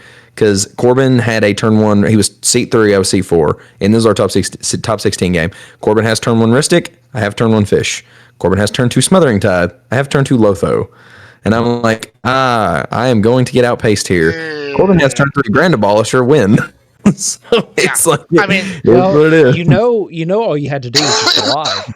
Just lie, and you would have won. That's all you had to do. Just say your Lotha was a Smothering Tithe. What Yeah, are they gonna do? exactly. Yeah. Yeah. Just get a Sharpie and start drawing on it. Put all the text that you need to, just in the middle of the Yeah. match, and just, yep, I have Smothering Tide. Yeah. And be It's not even assertive on with stream. it. Yeah. Yeah. You know, okay. Low key, this is actually why the top players do so well in tournaments consistently. I'm not saying that they're bad players. They're not, obviously. Like Freedom Waffle, excellent player. Played against him multiple times. You know, Ian, excellent player. You know what they all do really, really well? It's not even the politicking. They're so confident in what they're saying, and what they're saying is mostly correct. And they're so like, and they'll emphasize that they're like, "This is what I'm telling you, and this is correct." And it's like, you can't say no, but and it's actually kind of funny going back to this guy I played in the cookout, the redemption event. He even said, he's like, Kellen he says a lot of things that are right, but he's not telling you all the information, and he's right. All the best players will tell you incomplete information, while 100% of their information is correct and is objectively what they are seeing. And as good players, they are making correct assessments. It isn't 100% of what they're seeing. So you're seeing maybe 60 to 70% of what they're actually seeing, and that 60-70% is 100% correct. The problem is the other 30% is where they take your advantage, right? And so, like, you Yeah. jokingly say, "Well, just say it with enough confidence." That's what they do. That's all they're doing. Is they're just saying things with so much confidence and what are you gonna do? Argue with me? Like, nope, I Absolutely. can't argue. I'm Yeah, gonna bring Well, up a prime example of this before Blake jumps in real quick, because I think this is just really funny. But the other night when we were playing, and this is in the video. This was this was in the gameplay for this week. Whenever Blake goes to, like, "Hey, is this Wish Claw going to get resolved?" And Matt goes, "Hey, if you just play the Wish Claw and get Mother Tithe, like, everything's gonna be fine. Like, everything, it'd be fine, right?" And in that moment, he's confident in what he's saying. He's assertive with it. He's not lying to you. He's saying it'll be fine. It's going to resolve. But you didn't know that he was going to have a way of copying it, right? Because he cast the copy yeah. enchantment on his turn. Like, Oh you know, yeah, he was that's so smooth with that. He was like, "Yeah, dude, Smothering Tithe," and like Blake's like, "Hell yeah, look at me with my Smothering Tithe and my 2 Mystics. I'm big baller." And then Blue Farm's like, "Cool, I have a Smothering Tithe." You're like, "That's not as baller because your card quality is really good and mine not as good." And like, Kellen, literally because of that game, I just want you to know this because I love you so much and I think that you're an amazing player. And I'm so glad you won that game because it literally, like, after that game, I immediately, like, I told Matt, because I talked to Matt quite a bit. I told him that I was going to put Trick Bind in my deck just because I think I love split second spells. And I was like, I'm going to put Trick Bind on my list. And I had originally, Logan convinced me to cut Emergent Zone, and I ended up putting in Urza Saga. And I immediately went, and after that game, I put in Trick Bind, and I immediately cut Urza Saga and put in E Zone. And the number of times that I have, like, seen like E Zone just on the board, and immediately, like, all of the stress of feeling like I have to push just is like, feels yeah, so you're good, like, doesn't it? oh, Doesn't it's it feel so nice. so good? Like, because you It's just sit so nice. there and there's literally no more pressure on you. There's Yep. nothing. yeah. And you're just sitting there like, yeah, like we're okay. Is this how it feels to be Blue Farm? Wow, this is nice. You know, like You know, this is you know so what's nice. you know what's funny about talking about E-Zone right now, though? The fact that even in that same game, Matt flashes in that fairy mastermind, and you're like, fuck it, I'm not gonna take the Timna triggers. And Blake goes, "Are you sure you don't want to draw? Like, are you sure you don't want to draw these cards?" And you're like, "Yeah, I'll do it anyway." And you got the E zone off of it, right? Yeah, yeah. And he's like, "Are you sure you sure about that?" I'm like, "Oh, well, yeah, that was a pretty good idea. Yeah, you're right. You're right." But it's But like it's so funny that like it's stuff like that with especially like Blue Farm where like you consider immediately, well, he's gonna draw more cards, and their card quality is just gonna be better than yours. So like Yep. you have to Had to keep learn up that the with them hard way. somehow. Yeah. But you know, Dude, no, going back to that point I was saying though, I'm sorry, Blake. I'm gonna let you you're talk good. here in You're a good. second. Yeah, yeah, I you're thought good. that whenever Kellen was talking about all that, I thought that was like go back and watch that moment in the game because that was literally the turning point of that game where it just got fucking crazy. Stack went everywhere. The resources were going through the roof. Like just kind of having this symbiotic relationship between the two of you, like in that moment, like just that moment of him going, "Yeah, if you do this, it's all going to be good. You know, don't worry about it." He didn't reveal that he had the copy enchantment in his hand. Yeah, He was just like, "Hey, go for value. I won't use the wish claw." And yeah, we'll keep we'll keep playing this game. And it was a game. It was a yeah. game. See, I think I have gotten too comfortable with because again, like I'm still a player in the space that's just learning. I'm not. I don't consider myself to be like one of these like top level players. Like I can see myself constantly getting better, and I can tell that I've gotten way better this year. Like again, just looking at my record and my performances, because like I went back and looked on my top deck profile. Every event that I've played in since I've had a top deck profile has been with Zur, and consistently, like my very first event that I went to, I went 05. Then I went like 0-4-1, and then I went like 1-4, and then it was like 1-2-2, and then it was I think like two. Yeah, this one was I was 2-3-0. And then so like I've consistently just like every time you pick up another like draw or a win or whatever, and like even when I went to through the decades, like I felt really good. Like my very first games of the day, it was just win, and then I got to draw out the rest of my games and like go into top cut as like I think it was like 2 or 3 overall. Like I can feel myself getting better, but I still when I play against people that are really good players, I see why they are such good players. Like I told Corbin that in our game, I was like, I can see why you're such a good player because he did such a good job of deflecting everything to me. Because I mean, he didn't have a heuristic study. He had a fish and he had an S percent on everything else. But like I had a heuristic study. He just immediately starts deflecting everything to me, and all of a sudden the other players are looking at me, and and then all of a sudden he like starts to he plays a ranger captain, and I just he's like he says like yeah, this ranger captain is to stop him, and I literally look at the other players and I was like yeah, it is to stop me from interacting with him because I'm the one with the heuristic study and none of you have draw engines. Like you have the interaction that's in your hand, and as you interact, he's going to draw more cards. So yes, like that ranger captain is to stop me from interacting with him, and he just kind of like smirked at me and like laughed, and then like it got to my turn and I played a ranger captain, and I looked at him and I said this is actually to stop you because I don't have a win in hand, I don't have like I have hardly any cards. And he was like fair enough. And then Kuja starts like there was a Kuja player in this pod, he starts popping off, we both start drawing a ton of cards. He just tries to remove my just casually we're gonna wheel these cards away. He tries to remove my ranger captain, and I'm like, I'm not cracking this thing first, dude. You're not going over top. We're not having this happen.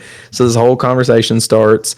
I'm like, he tries to snap back my ranger captain. I was like, I'll give you the ultimatum, and I go to path his ranger captain, and he's like, I'll crack it, and I was like, okay, I'll crack it on top. Like I'll crack on top of yours. And then something happened to where he said something to me about, oh, you should let me keep the ranger captain because like it'll shut off Vivi because Vivi's we're going into Vivi's turn.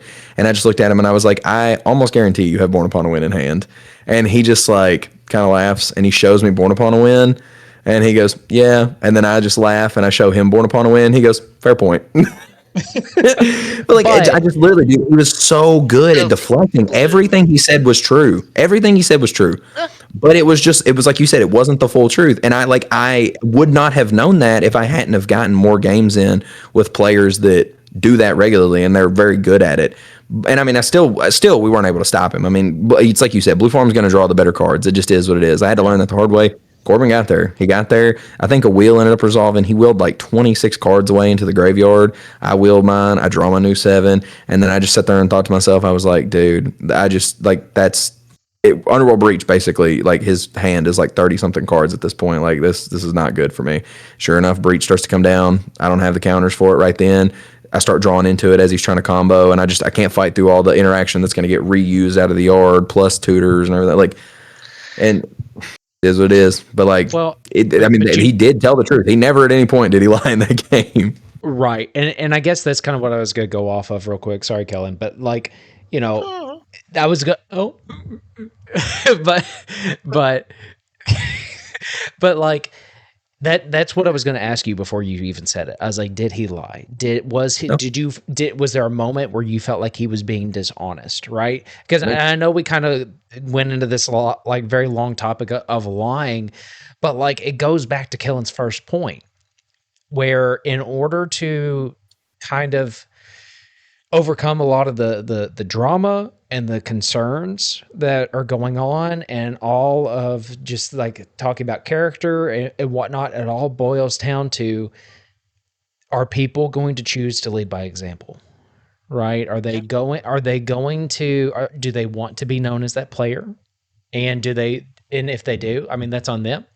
But if they want to push the format and they want open discussions like what we're doing now, and they want to not only see the format be pushed in a direction like how Wizards and everyone else in the Magic space kind of push modern and standard and everything else, then we have to take it upon ourselves to be that example of what this format is and how it should be, right? And so that's, I guess, kind of my way of tying the lying and the cheating and things like that. It is Kellen's point, like lead by example and be a positive figure, or at least try to be a positive figure within this space.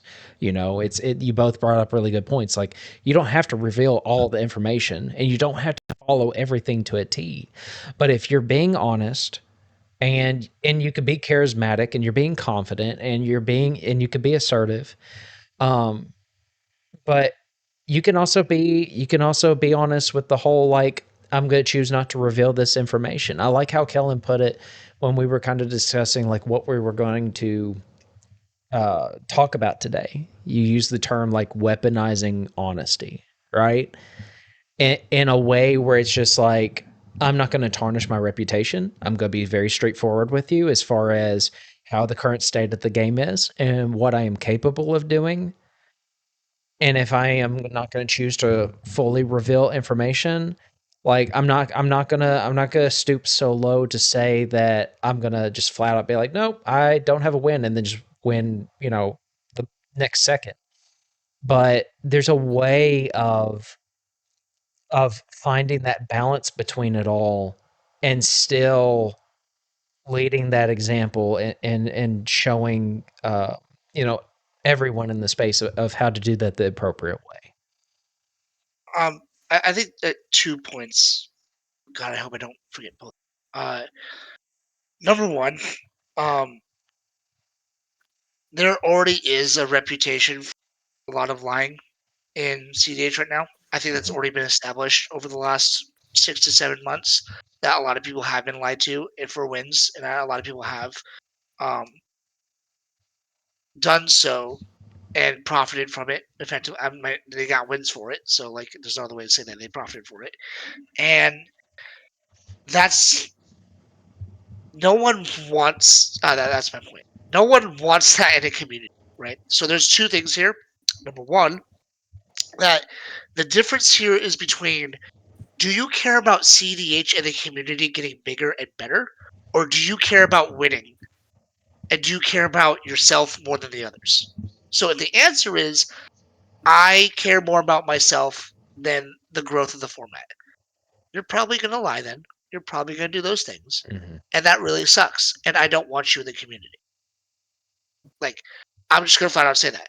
I don't want you in the community. I'm not going to say you have to leave because I don't have that kind of power. But, like, kind of to your point that you made earlier, Chase, is like, hey, I'm not saying I'm going to ostracize people, but if I sit down at a table and I know that, I am going to flat out say, this person has lied to me in a game before. I would not trust him in any politicking that they do. And they're going to be like, why would you do that to me? You made your bed, dude. Now you sleep in it. Like, you brought this upon yourself. If you didn't want to be known as that person, you wouldn't have lied. That's just the way that is. Consequences for your actions. Sorry. I'm going to hold you accountable to that. And then Mm-hmm. number two is that people think that doing this is going to change and it's going to change immediately. I'm going to say it right now. This is not the easy route. It's just not.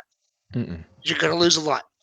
You're going to Yep. lose a lot of games because if you're going to be honest with people, they're going to use that against you in this game. Like, both in the sense of like they're going to use that information to try and strategize within the confines of the rules to do that, and they're going to use you and say you're gullible and trustworthy. I'm going to use that against you. For example, I had a game in the redemption event where a player was like, "Man, I need you to mulligan really responsibly to like help." It was against a blue farm, a Gwenum, a uh, Norman Osborn, and then me. And I told him I will mulligan responsibly to do so. And he said, "Okay." And I proceeded to put out a play where I would go, "Hey, I'm going to get a Necro for my Academy Rector.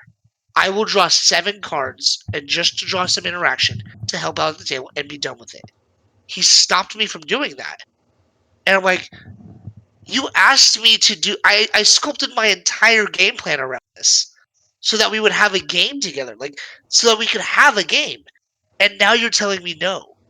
I felt very betrayed by that. And I'm like, okay. And so at that point, I said, okay, does everyone at the table realize that I, this is now gone with the plan that we have said out loud, and he is actively going against the plan that we made? And they're like, well, we can't really do much about it. I said, okay, well then obviously the blue farm player wins, and he did. So like, great, dude. If that's how you want to play the game, and that's how this goes, cool. Like, all right, like you won that game, and that's good for you. I will never look at that game or that player and ever take them seriously on politics. I don't care if they show me their hand and there's nothing in their hand and they're trying to. I do not care anymore. You've broken my trust. Like, I'm not going to do Right. it. So like that's fine. But the thing is, you're gonna lose games. And to the point again, you're gonna lose games because you're trying to trust people and because you're being trustworthy. And people will take advantage of that. It's not gonna be an easy road. It's not gonna be something that, just happens overnight.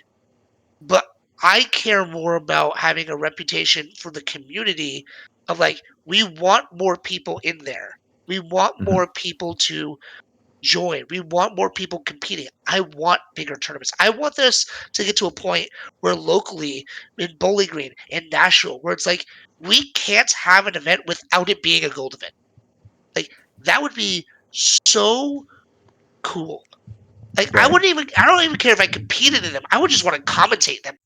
I would just love to see that like every month, almost every week, someone within driving distance of us is like gold event, gold event, gold event. Like hell yeah, dude. That's what I want. And no one's gonna do that. Is it when you come in from the outside and new players come into tournaments and new players come into cEDH and they go, "Yeah, I heard you guys are a bunch of liars and cheaters." That's what I want to be a part of. Like no one's gonna say that, right? Like no one's gonna look at that. But like Right. but and to prove the point even further, or to further that point, I have made it a mission over the last,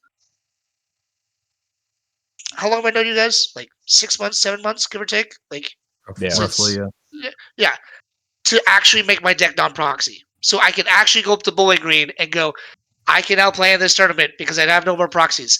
Does my wife know that I'm spending that kind of money? Not yet, but she will eventually, and that's okay. That's a future Kellen problem. Now Kellen wants to play in Bowling Green with no proxies, and like, because I want to be in a community that is growing and be like, and like play with dudes like you guys and like the people that you brought and be like, that's who I want to play with. I don't want to play with people that are like lying and cheating all the time. Like I don't want that. So there's actually like this whole point now, like you said, like, oh yeah, I go to these big tournaments that are local. Yeah. Honestly, I don't know if I want to travel for tournaments anymore. After Hmm. after the cookout, I was talking to Brandon on the way home. I'm like, this might be the last travel tournament I do for a while. Wow. Um, yeah, I mean, just because that taste in my mouth of the last 2 travel tournaments I had was ruined by someone lying to me in the last round of the invitational and then the cookout. I'm like, this is what I'm paying hundreds of dollars to do. I could be with my kid. Yeah. Like and wrestling seasons, like now we're in wrestling season. So I'm coaching every day and we in tournament weekends. Like, do I skip going out to tournaments to guys I know are not going to be wasting my time? to a tournament that potentially people are going to lie to me and cheat? Am I really gonna do that? Like, one makes me money, the other one doesn't. Like, Right. I don't know. Yeah, But like, when you have a positive community like you guys have, and what you guys are cultivating around you, people are going to gravitate towards that. They're not going to gravitate towards negativity. Not to participate in, at least. like I think that's the biggest thing for me is that I just want us to create an environment where, like you said, like something that is positive. Like I even at that event, there was a guy that came in. He was just looking for like casual games, and he asked me. He was like, "Oh, what's going on? Like, what are all these people here for?" I was like, "Oh, we're all playing CDH," and he was like, "CDH," and he like started asking questions. And I started telling him, and he goes, "Oh, like I just play like to have fun," and and I tried to explain to him like, "Hey, like I definitely understand that, but like we have fun. Like I promise you, it's not just like all seriousness and like." Nobody's like having a good time and we all just like are miserable, but we're so much more focused on winning. Like we're having a good time a lot of the time and trying to win. But I don't know, I want people to come into the space and feel welcome, be excited to be here, be like you said, like open and honest, and like not feel scummy when they're around people in the space. Like I want them to make friends, make connections, do all these things because like that's why I'm like I love this stuff. And at the end of the day, like I know it sucks to go to an event and like get lied to, and I can sometimes get frustrated with stuff like that. Whenever like you'll go to an event, like something happens, or like like some negative experience happens. But like even at this event, I saw the dude that I'd commandeered the One Ring and had that whole situation and everything. Like I ran into that guy at the event, and he like just cracked a joke and was like, "Never trust the Zer player, never trust the Zer," like and started laughing, and we started cutting up. And I talked to him for a second, and I had no ill will, and I was like, yeah, like in a game, obviously I may treat it a little different, but like I'm still gonna have fun with these people. Like even if like in a game you slight me and wrong me, when like you as a player, I'm not gonna take you serious. Like it's gonna be different. You as a person, I'm still just gonna have a good time. We can chill, shoot the shit, do whatever we got to do. So like I'm having fun being around people more than anything. Like I just love people. Like I'm very much an extrovert, and I think that even if I go to events and I have bad experiences like that, I will continue to learn. And I think overall, the lessons that I learned from that will make me better. Whereas the people that do constantly lie and they constantly have to cheat to get their way, they're not going to get better from that. They're going to get really good at winning when cheating, and people will like let them cheat. But eventually, you're going to end up in a pod where nobody's going to allow it to happen, and then all of a sudden, you're going to start getting your ass kicked very consistently because nobody's going to take you serious. And so, like, I don't know. I'm just having fun playing cEDH. That's the biggest thing for me. And so I'm honestly in the boat where like I'm excited to like hopefully things will level out. Knock on fucking wood, but like hopefully things will level out, and then I can start going and like traveling to events. Like I'm so damn excited. I just love playing Yeah. cEDH.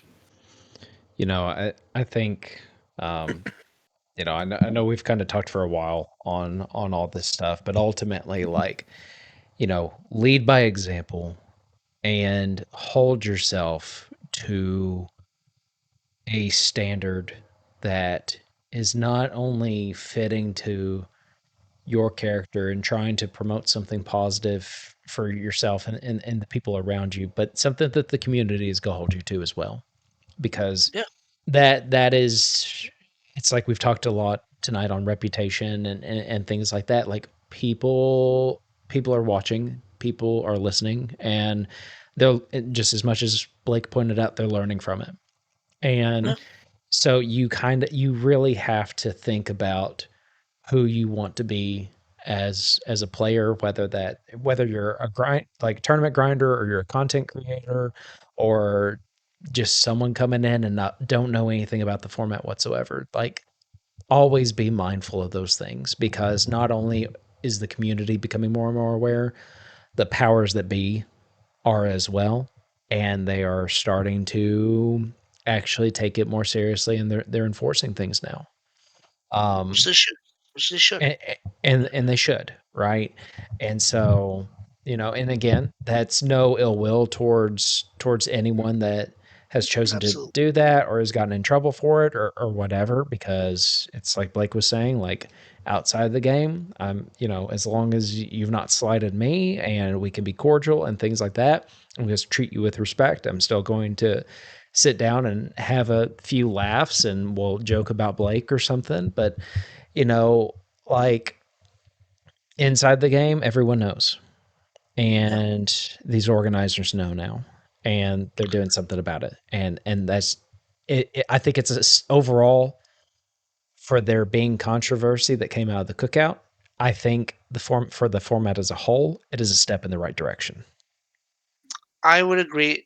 Again, it is a terrible situation to have this even happen, and I don't wish ill on anyone for whatever actions they take. They did what they did. But like you said, the fact that the tournament organizers got together with other tournament organizers and are like, okay, we are united in the sense that this person is now banned. That's the kind of thing that needs to happen. And if this format is going to be taken more seriously, I won't say as seriously as what's on Pro Tour, because that means that Wizards owns commit cEDH, and I don't think that's a road I want to go down yet. But more serious as a format. Yeah, I don't. Yeah, I don't want that at all at this point. But this has to happen. Like there has to be discussion between organizers and tournament organizers, and they all have to be on the same page. Like, for instance, and this is again, there are growing pains with this. For example, the fact that he won the redemption event. Why was he able to play? Like, if you just get disqualified from a tournament, then maybe you need there are kinks to happen. There are kinks and things that need to get figured out, and we are growing as a format. But this was, as you said, a step in the right direction, right? Like we're not perfect, no one is, and we're figuring things out. I think this was the right way. And concluding the idea of being a good example yourself. My old wrestling coach used to quote this poem to us all the time. And I find that this poem resonates with me a lot when it comes to these competitions. I'm like, why I conduct myself the way I do. And it's called Man in the Glass. Have you ever heard it? Yeah. Yeah. It's so Okay. before you even said it, I said the man in the glass. Yeah, The Man in the Glass. For those that don't know this, it's by Peter Dale Winbrow, and it's just I pulled it up right here. When you get what you want and you struggle for yourself, and your world makes you king for your day, just go to the mirror and look at yourself and see what the man has to say. For it isn't your father or mother or wife whose judgment upon you must pass. The fellow whose verdict counts most in your life is the one staring back from the glass. He's the fellow to please, never mind all the rest, for he's with you clear to the end. And you've passed your most difficult, dangerous test if the man in the glass is your friend. You may fool the whole world down the pathway for years and get pats on the back as you pass, but your final reward will be heartache and tears if you cheated the man in the glass. Such a good poem. Dude. I fucking love that. Dude, and even to this day, like I really do resonate with that. If I'm doing something, and I'm especially if I want to be a voice in any, being a teacher, being a dad, being whatever it might be, right? If I'm putting on a facade, and in the end, I can't look at myself and go, "You did what's right by you? Did you really do it right?" And the answer is probably not, right? Very true. Yeah. Yeah. Very, very true, my friend. Whew. Chase, you got anything else that you want to add or throw No, in I here, brother? I just I just enjoyed you reading that off and watching Blake animate it Yeah. as you're reading through. Yeah, I do. I caught that in the corner of my eye. I'm like, this guy gets this is I love that showmanship. poem, dude. As Showmanship. soon as you said it, I was like, I love it. Oh, dude. Oh, I don't you find that so interesting that it's like the two wrestlers, like we've heard the coach's speech before, we've heard the thing. We've heard the that's thing. cool. But But nah, go on ahead, Kellen. I don't know. I again, and I've said this on multiple podcasts. I've said it on your podcast. I've said it to you guys directly. I think what you guys are doing and the way you guys are networking, the positive spin that you guys are putting on things has been such a good addition to the cEDH community, I think it's a big reason why when we have this this wave of positivity, not if, when we have this wave of positivity, you guys will be at the forefront of that and be like, these were the guys that like no one like those friends that you have and you're like and like you talk to someone else random and like, oh, I don't like that dude, and you look at that person like, how do you hate that dude? Like, how can you possibly hate that guy? You guys are that to me. It's like if anyone looked at you guys like, I don't like the casting costume. Why? Like, what if, like, how could you not like these guys? Like, what do they do that makes you upset? But like it's guys like you. What you guys are doing, that's what's going to make this community grow, especially locally for you. But I'm hoping it's something that gets caught on through the rest of the country. And obviously, it's playing around the world. But like, we'll start with where Well, like it's got to dude, start somewhere. I appreciate that. And I know that Blake does too, because it's not. We've said it in videos as far as like when we did this, like, first and foremost, we didn't have any idea what we're doing. We still don't know having any idea. We just got these mics, right? Yeah. We still don't know what the fuck we're doing. You spent 45 minutes watching all that happen, but like, it's not even just. It's not about us. It's not about what we like. He and I are doing. It's about what we are doing. Like, even though, like you're saying, like you're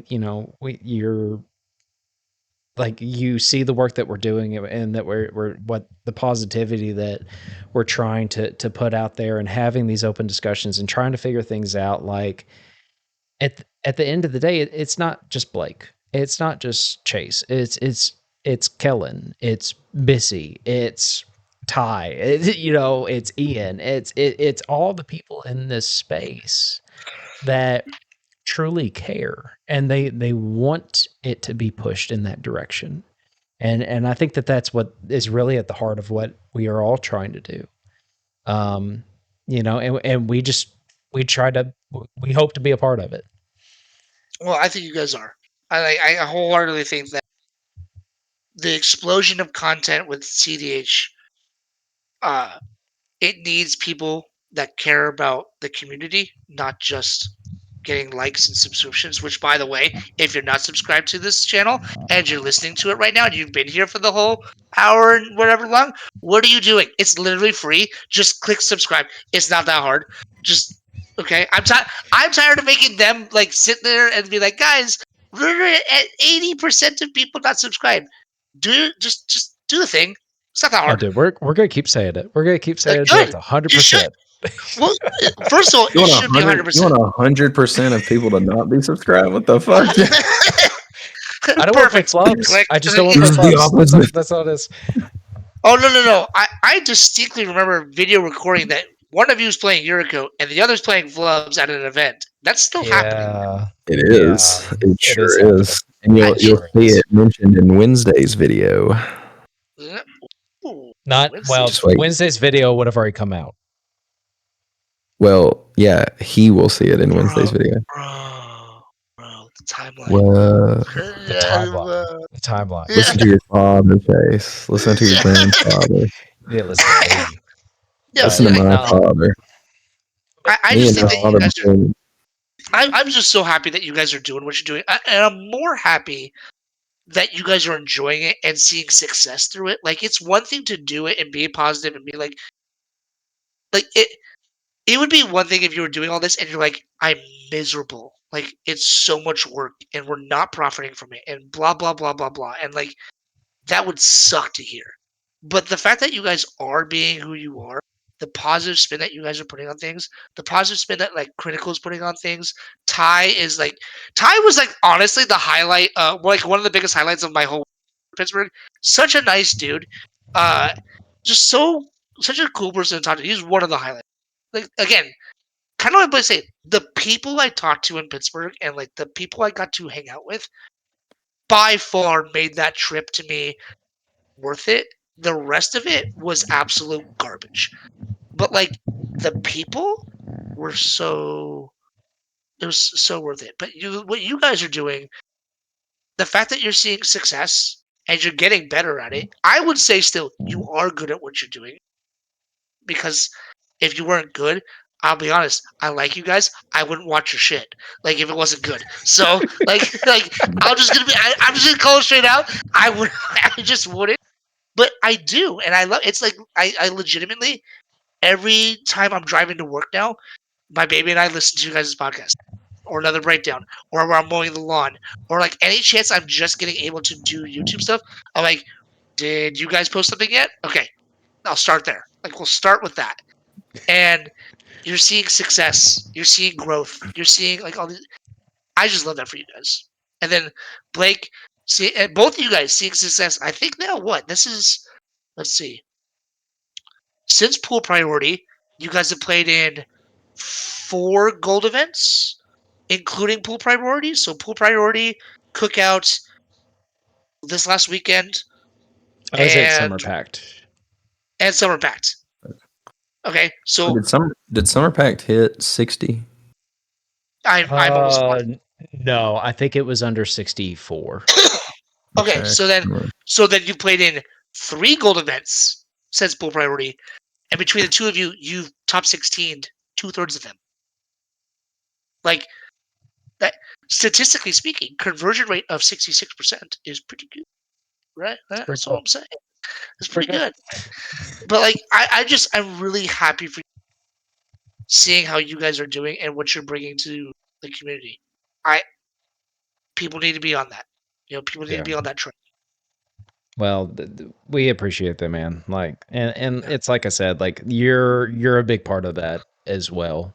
I And appreciate I got to throw Paul Morrill in there too. that. Yeah. Oh, But- show it Hey, to him. Paul.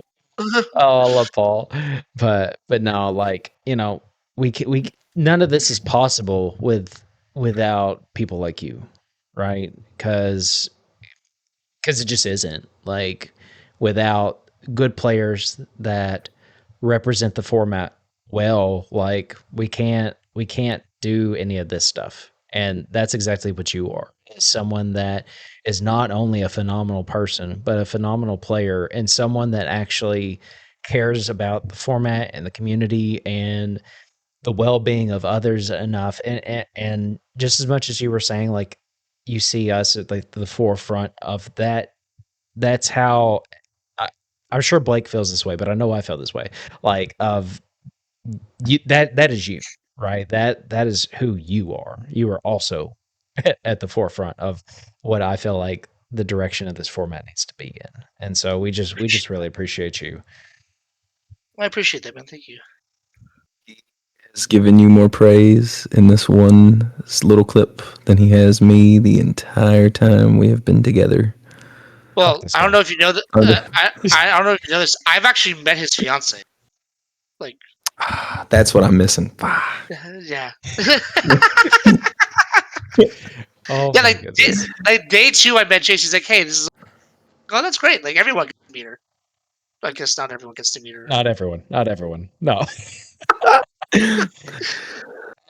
So Also, all like right. I also want to say, like as we are now signing off and doing all that, like in your journey of being dad and all that, like it's nice to see that you're gonna have a daughter that has a dad that's making positive community changes, and I think when she looks at that, whether or not she appreciates that or not, I think that it's gonna be great.